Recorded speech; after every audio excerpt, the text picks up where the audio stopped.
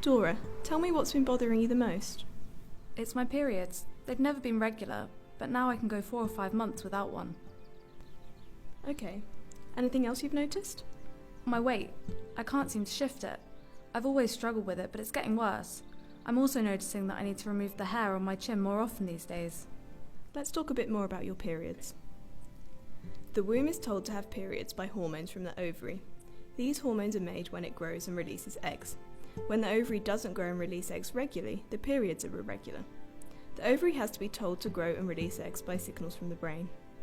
There are 3 main reasons why the ovary might not grow and release eggs regularly. First, the ovary might be running out of eggs, so can't respond to these signals. Second, the signals from the brain might be too low, so the ovary doesn't do anything. The third reason is by far the most common. The signals are there, but they're out of balance. This means that the ovary gets mixed messages and gets confused. It will start growing an egg, but not know what to do, so it pauses the egg, grows, pauses, grows, pauses, grows, and sometimes releases.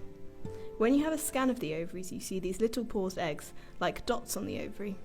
In the past, we didn't know they were paused eggs and called them cysts, so it's known as polycystic ovary syndrome.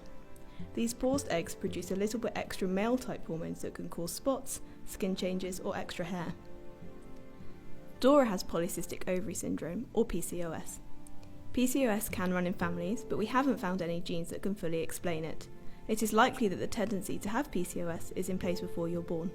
Symptoms of PCOS can become more obvious after weight gain.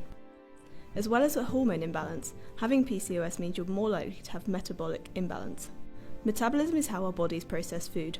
People with PCOS have a higher level of a storage hormone, which means the body is better at storing energy than using it. That can make weight gain more likely and weight loss more difficult.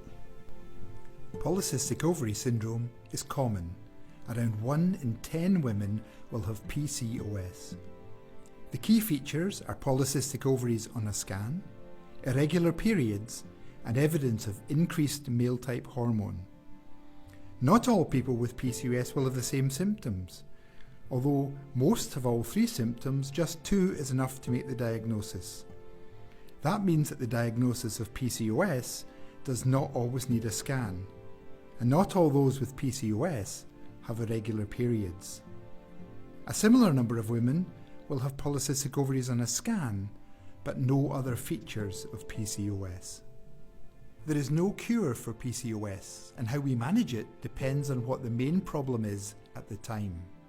There are treatments available to help with periods, with skin and other problems, and with fertility. Weight management is important, as weight loss can improve PCOS by itself. There aren't good drugs targeting the metabolism imbalance at the moment, but some medications and food supplements may be useful in combination with diet and exercise. I just want to highlight some of the key features about PCOS. There are no cysts on the ovary in polycystic ovary syndrome. The ovaries are not much bigger than normal size, and it's not associated with pain. The ovary is probably a victim of the environment that it finds itself in. Every now and then an egg will be released. That means a pregnancy may happen when you wish it to, but it also means that contraception is needed if you don't want to become pregnant. If you have PCOS and want to get pregnant, doctors are able to help with this. PCOS is common, and seeking help from your GP will allow an accurate diagnosis to be made. You may be treated by your GP or referred to a specialist. A doctor will talk to you about the best way to manage your symptoms. Sometimes the internet can be misleading.